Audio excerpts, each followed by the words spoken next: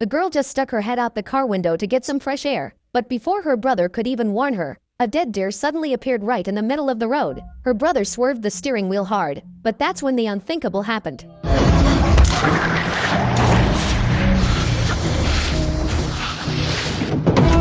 The violent impact decapitated the girl instantly. Peter was absolutely paralyzed with fear. He couldn't even bring himself to look back. He kept lying to himself over and over, telling himself his sister was fine. Then he just drove home, as if nothing had happened. Hearing the door open, their parents assumed both siblings had made it home safely. They had no idea they had just lost their beloved daughter forever. Peter lay in bed all night, wide awake, quietly waiting for his parents' judgment. The next morning, his mother said she was going to drive out to buy some things. As the car door swung open, a blood-curdling scream pierced the air.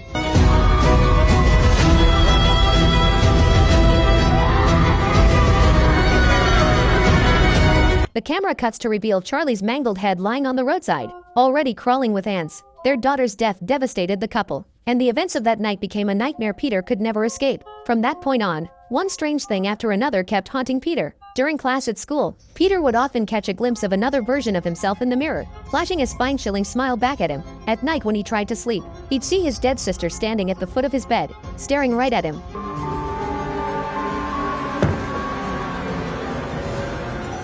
An invisible curse seemed to hang over the entire family.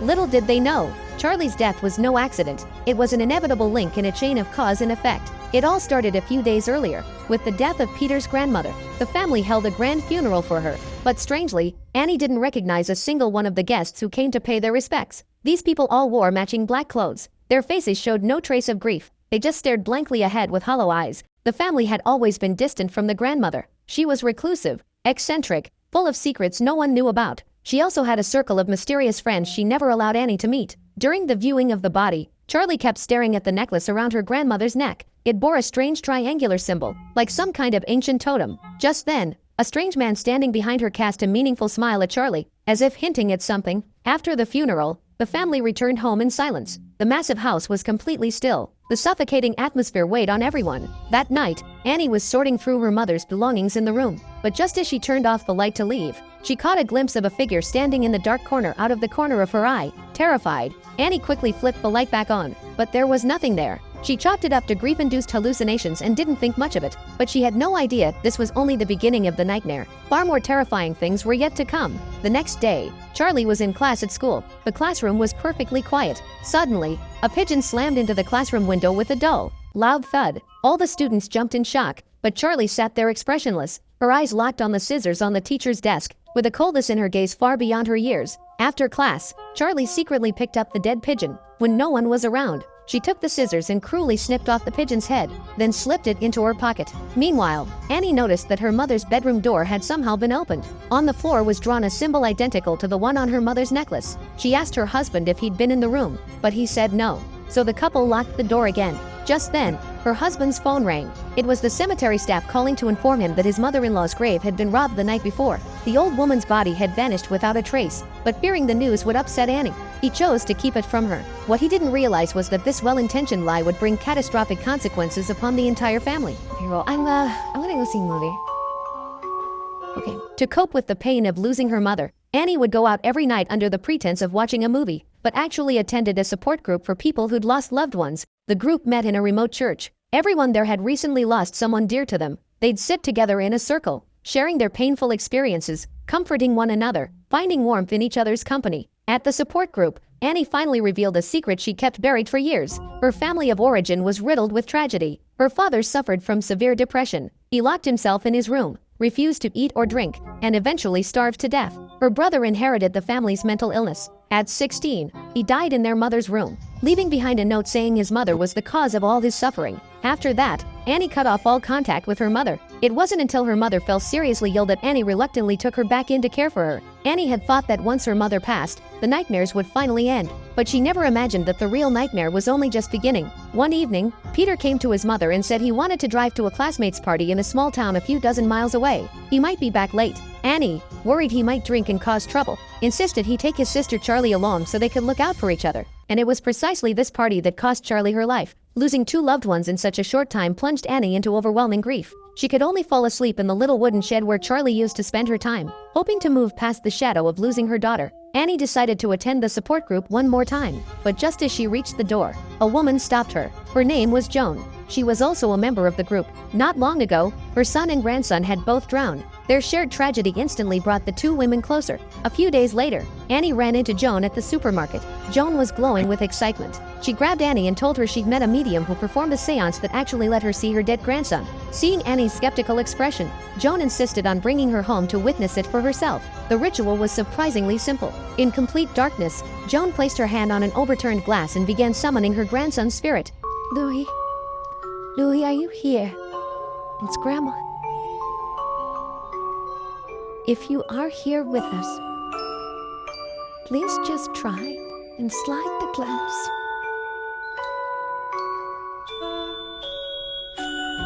Louis, if you're here. After witnessing the glass move with her own eyes, Annie was both shocked and thrilled. Even more unbelievable, Joan pulled out a chalkboard to summon her grandson's spirit and used it to communicate with him. Seeing all this, Annie, a firm atheist until now, couldn't sit still any longer. She made up an excuse to leave. But before she went, Joan strongly recommended the method to her. She said that as long as you clearly recite the incantation from the instruction manual and have the whole family present, it would work without fail. Annie initially dismissed it as nonsense, but the thought of seeing her beloved little daughter again kept her tossing and turning, unable to sleep. And right then, she noticed a trail of ants had mysteriously appeared in the house, leading straight to Peter's room. Out of curiosity, Annie got up to check. She found Peter's face completely covered with a dense swarm of ants. The horrifying sight made Annie scream in terror, and she jolted awake. It had all been just a nightmare, but it felt so real that Annie could no longer keep her composure. She became convinced that Charlie's spirit was still lingering in the house. She had to perform the seance and summon her daughter's soul back. Annie woke her sleeping husband and Peter. She set up everything needed for the ritual in the living room. Her husband didn't believe in any of this supernatural nonsense. He thought Annie had lost her mind from the grief of losing their daughter. But after Annie's repeated pleading, he reluctantly agreed to go along with it. With everything in place, Annie followed the instructions and began chanting the incantation, calling out Charlie's name. To everyone's astonishment, the glass on the table actually started sliding on its own. Father and son were instantly terrified. The next second, Annie began convulsing violently, her eyes rolling back in her head, as if some force had seized control of her body. She started babbling incoherently in the delicate voice of a little girl. Peter was so frightened he curled up in his chair, sobbing uncontrollably. In the critical moment, her husband kept his last shred of composure. He grabbed a large glass of cold water from nearby and splashed it right in Annie's face. That finally snapped her back to her senses. Annie was certain she had summoned Charlie's spirit, but what she didn't know was that what she called forth wasn't Charlie at all. It was a demon she had unleashed. After the seance, the paranormal activity in the house spiraled completely out of control. While tidying up the house, Annie found Charlie's old sketchbook. Its pages began flipping on their own with no one touching it. Eerie drawings scrawled in pencil appeared one after another. In the middle of the night, Peter was woken by a noise. He groggily opened his eyes, and a pair of hands suddenly clamped around his neck from behind. Peter struggled desperately. He turned to see that the one choking him was Annie, sleepwalking. Thankfully, the family's big black dog barked relentlessly, waking Annie from her trance. Peter furiously accused his mother of trying to kill him, but Annie woke up completely bewildered, with no memory of what she'd done. Annie blamed everything on the sketchbook that had been drawing on its own. She grabbed it and rushed downstairs, hurling it into the burning fireplace. But as the sketchbook caught fire, Annie's own arm spontaneously burst into flames. She tried to pat out the fire on her arm, but it was useless. Annie instantly realized her life had become bound to the sketchbook. She frantically reached into the fireplace and pulled out the half-burned book, stomping out the flames with her feet. As the fire on the sketchbook died out, the flames on her arm vanished instantly. Determined to uncover the truth, Annie drove to Joan's house first thing the next morning, but no matter how long she knocked, there was no answer. Annie looked down and suddenly noticed that the doormat at Joan's front door was identical to one her mother had used. Back home, Annie dug through her mother's belongings and found several rugs with similar patterns. Following the shared symbol on them, she quickly tracked down a book that explained the symbol. The book contained detailed records of a demon of calamity named Paimon. Legend had it that if followers made sacrifices, Paimon would grant them boundless wealth and power. But Paimon was inherently a female-headed, male-bodied entity. For his descent into the mortal world, he required a male body as the perfect host, and before possessing a male body, 3 female heads had to be sacrificed as an offering. Annie's hands trembled as she flipped through the sketchbook. It turned out they had known each other all along. Her mother was the founder and leader of the Paimon cult. What shattered Annie even more was the last page of the sketchbook. It held a photo of their family of 4, covered in sinister runes. Annie's mind went blank. She finally connected all the pieces together. Just then, Annie caught a nauseating stench of decay drifting down from the attic. Flashlight in hand, she climbed the ladder up into the dark attic. Amid the buzzing of flies, Annie saw something that shattered everything she believed in. Her mother's body, the one that had been buried, was propped up in a corner of the attic. The old woman's head had been brutally severed and was nowhere to be found. On the ceiling above the corpse, the symbol of Paimon was painted in blood. Just then, her husband came home. Annie rushed downstairs clutching the sketchbook, frantically telling him about the headless corpse in the attic and the truth about her mother being a cult leader. Her husband was utterly speechless. He believed Annie was having a psychotic episode, that she had sleepwalked to the cemetery, dug up her mother's body, cut off the head, and hidden it in the attic. Annie couldn't defend herself. No matter how she tried to explain, her husband looked at her with nothing but doubt. Seeing that her husband absolutely refused to believe her, Annie decided to act. To prevent the curse from falling on their son, she turned without hesitation and threw the sketchbook into the roaring fireplace. But this time, Annie's body didn't catch fire. Instead, her husband standing nearby burst into flames with a deafening whoosh, instantly becoming a massive fireball. He didn't even have time to scream before a strange, hellish fire burned him alive into a charred corpse. Peter woke up in his bedroom. He called out for his parents but got no response. Following a faint smell of burning, he made his way downstairs. The moment he reached the living room, he saw the body lying on the floor. He reached out, trembling, trying to see who it was. That's when he felt a pair of eyes watching him from the darkness.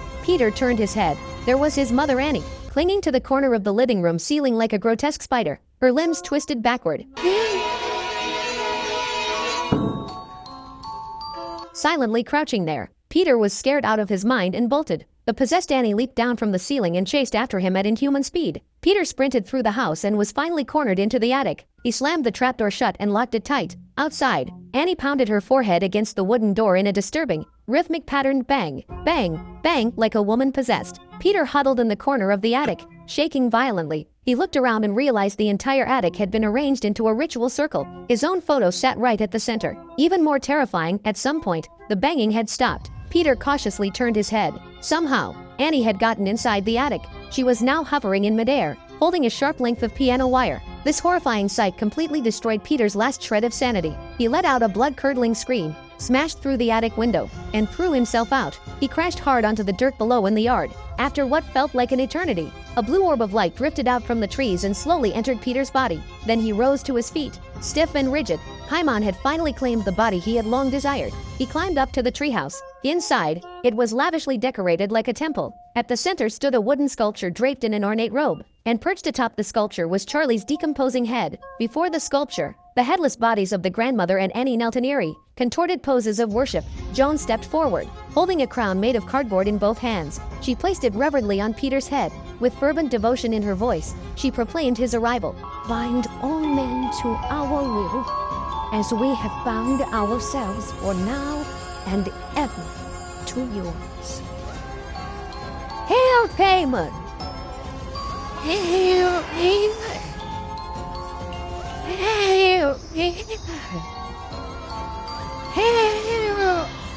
The most despairing moment of Hereditary isn't Paimon's coronation. It's when Annie discovers the truth and frantically flips through the summoning book, desperate to end the curse with her own hands, only to burn not the demon, but her own husband. That moment tears open a cruel truth. You think you're fighting fate, but every act of resistance was already written into fate's script. Annie refused to let her mother near Peter, so Charlie became the substitute. She went to the support group seeking relief, only to walk straight into the cult's trap. She tried to burn the cursed book, but the one she set ablaze was the only clear-headed person left in the family. Every act of defiance was part of the trap all alone. And that is what makes Hereditary truly suffocating. I'm Jack. That's all for today's movie.